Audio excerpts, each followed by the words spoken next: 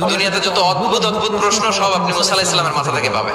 বিভিন্ন বিষয়ে আল্লাহর প্রশ্ন করতেন। সেদিন মুসা আলাইহিস সালাম আল্লাহরে বললেন, আল্লাহ আপনি আমার এমন একটা জিকির শিখায় দেন যে জিকিরটার শব্দ আপনি আর আমি ছাড়া কেউ জানবে না। দিনে রাতে সব সময় এই জিকির আমি করব, আপনারে ডাকবো, কিন্তু শর্ত হলো এই জিকিরটা জানবে শুধু আপনি আর জানবে শুধু আমি। আল্লাহ বললেন, মুসা পড়ো লা ইলাহা ইল্লাল্লাহ। মুসা আলাইহিস সালাম কয়, মাবুদ এটা তো জাতীয় জিকির, সবাই জানে। আমি তো চাইছি এক্সেলেন্ট একটা জিকির, কারো কাছে নাই, শুধু আমি জানবো আর আমি পড়বো।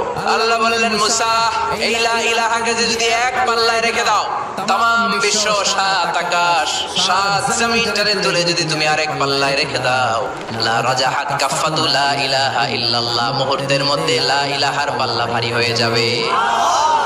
ও মুসা, তুমি যতই এক্সক্লুসিভ জিকির চাও, লা ইলাহার চেয়ে দামি জিকির আমার কাছে নাই।